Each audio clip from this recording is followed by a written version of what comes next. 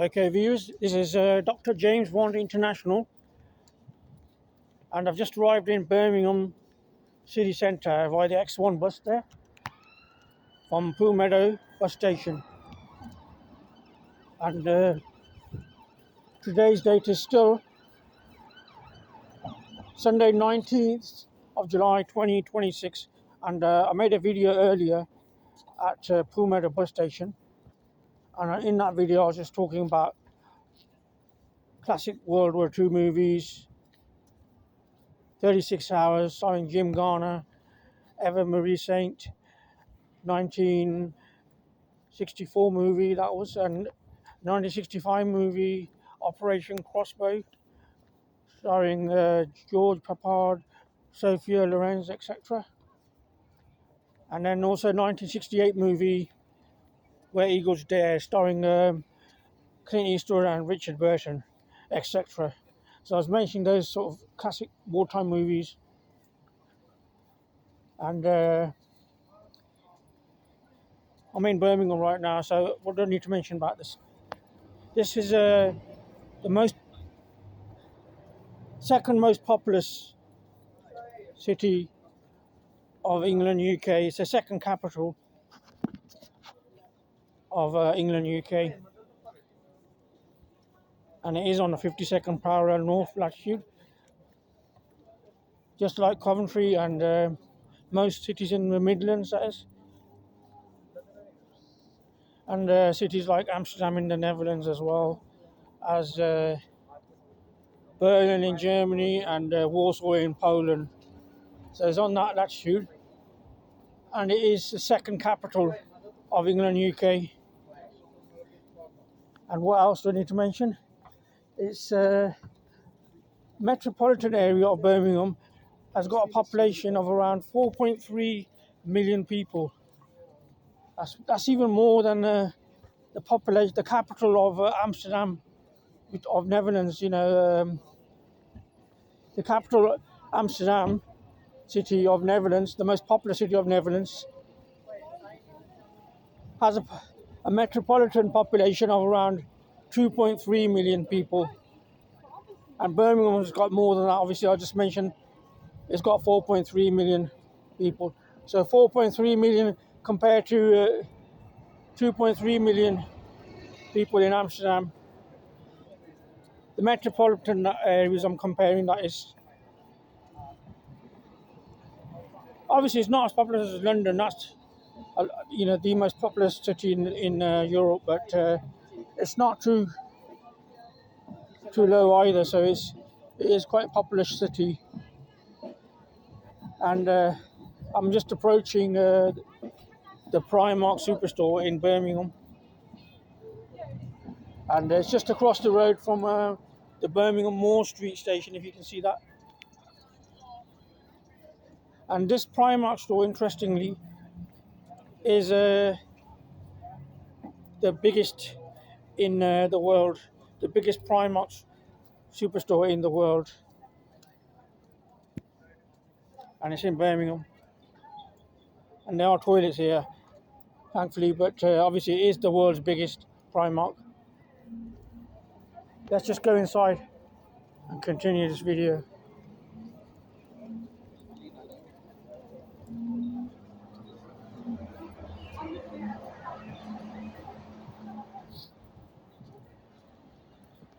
So let's just give you a diagram, first of all, of the floors. So how many floors has it got?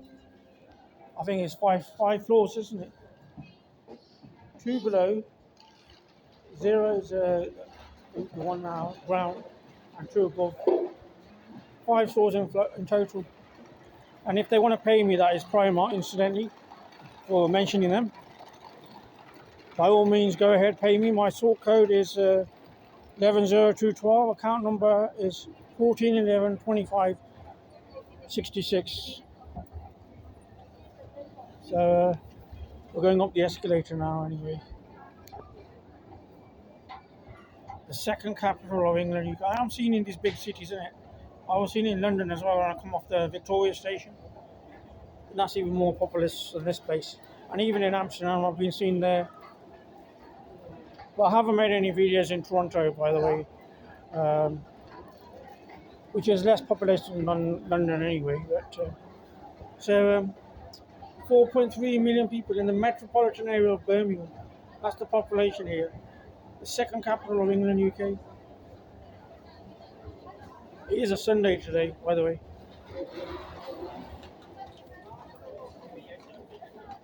I'm not coming here during the weekdays, obviously. So it's been a while since I've been here. Since I got my bungalow, obviously it's the first time since and obviously I returned to the city centre yesterday, and I did a video today as well at the Pool Meadow bus station.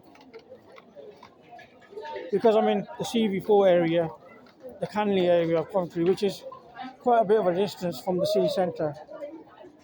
It's near the University of Warwick, which is actually 6 miles from the city centre, on the outer skirts. Okay, that's the Primark from the other end.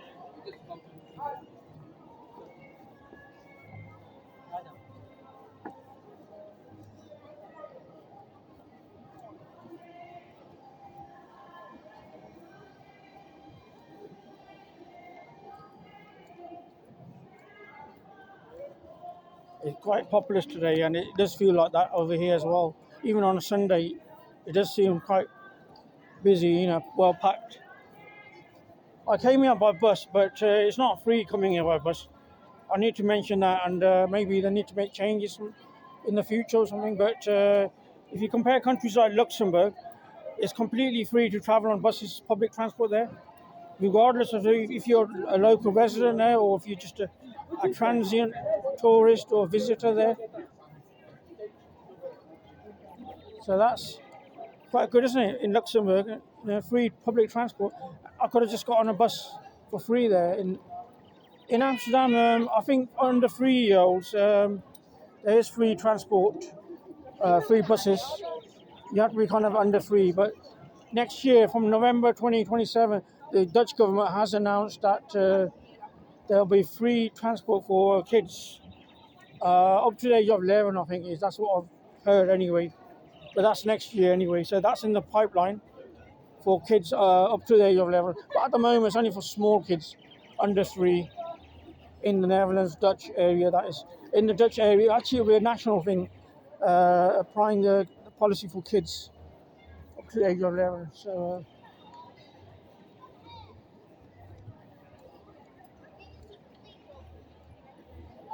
we'll get the bull in at the bull ring centre. I think I need to get that because obviously it's named after that bull. I'll show you the bull.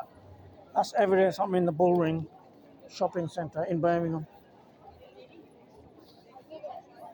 Obviously, it's not as populous as London, but it is the second capital and the second most populous city. So not bad for this area, for the Midlands anyway. But London isn't on the latitude level, is it? It's below 52nd. You can just catch a flight here from Birmingham Airport, go straight to Amsterdam, the Schiphol Airport. Eastwards, that is, directly eastwards.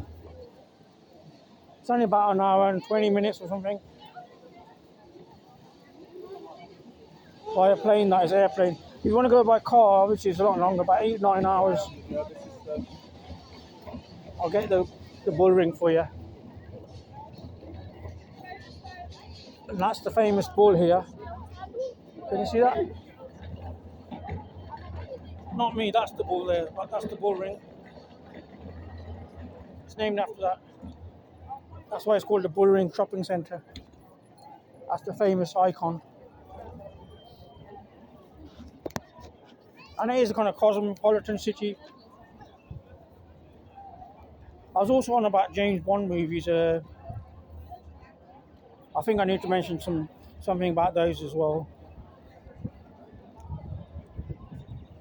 And obviously, he's quite a lucky guy, but he's mostly a widower since 1969 movie, starring George Lazenby as one-time James Bond in that particular film.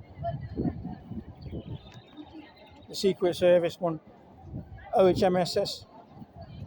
And he becomes a widower when he marries Teresa.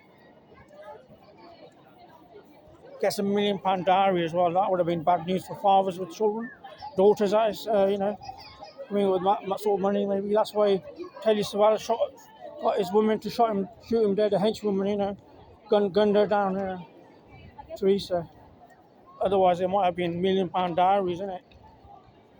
Potentially speaking, you know, maybe that's why she was killed in the plot. But that's him anyway. But he's quite lucky. He gets geishas as well, isn't it? Comfort women. That's what they call them in Japan. Geishas. He's always, and even masseuses, you know, sent up to his hotel room to catch him in the act, you know, in the film act. Maybe put his movies on Pornhub and maybe get money out of it that way, you know, extortionate behaviour maybe.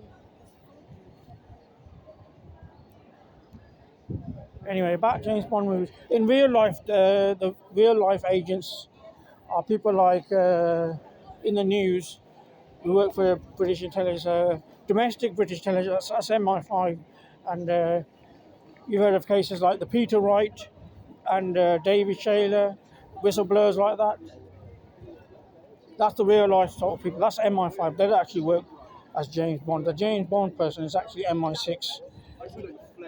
That's the department that he works for, the overseas department, not the domestic intelligence, the overseas department.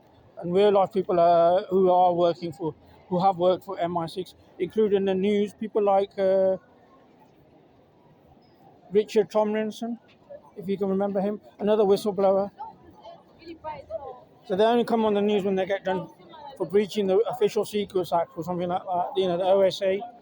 When they breach that, the OSA, Official Secrets Act, and then make headlines usually. Peter Wright actually tried to sell his book in Australia, his memoirs, and the British government at the time, Thatcher government, Conservative government, tried to block him, a worldwide kind of thing, you know, and they were unsuccessful.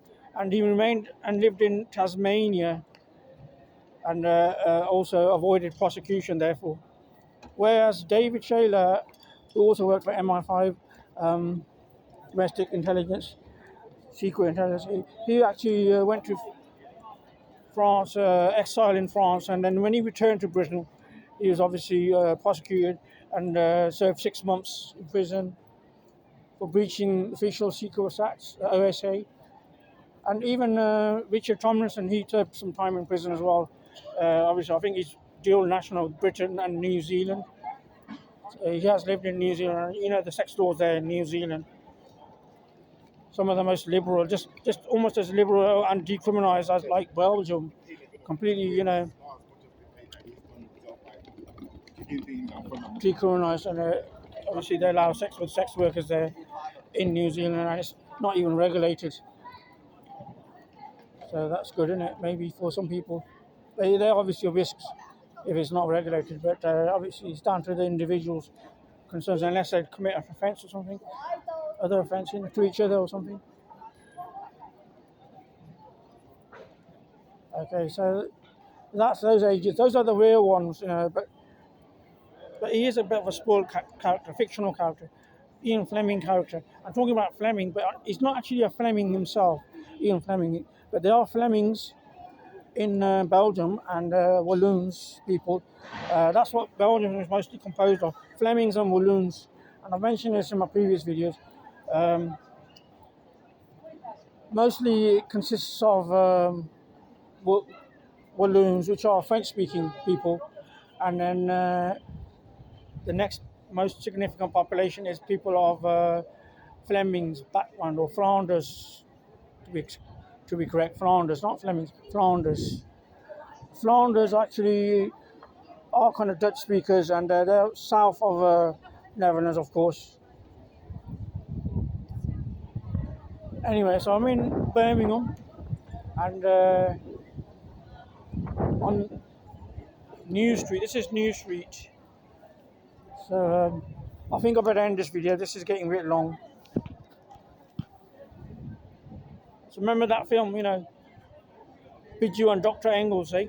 That's one of my favourite acts there, you know, in that film. Dr. de Mathematics, Dr. Engels, eh? Remember that, eh? When he infiltrates that missile factory. Eh? He gets killed in the act as well, so he's a bit of a suicide, isn't it? He thwarts their missile building, you know, mission. That's the German who were doing that. Obviously, Vengeance 1, Vengeance 2. It's probably real life, isn't it? And obviously, they had Dr. Werner von Braun. He's a very famous guy from the Germans with the Vengeance rockets, and his technology was later applied to NASA space projects to get to the moon, and he helped NASA get there earlier and quicker with his know-how, missile guidance. I mean, his engineering applications, rocket technology knowledge that was applied by NASA. So with his help, they got to the moon much earlier. And tomorrow is 20th of July, and it's going to coming up to the first NASA moon landing on the moon, which was televised worldwide. Not just that, in terms of other German engineering innovations, you've had Dr. Ernst Heinkel, inventor of the first jet engine, and Dr. Joachim van Ohain, a German-American, also had contribution towards the jet engine invention. This is prior to Frank Whittle, who's also accredited for being an inventor of the jet engine. He's the British RAF one, credited for that. But those two German scientists were also involved and credited for being inventors of the jet engine. I'll end this video now.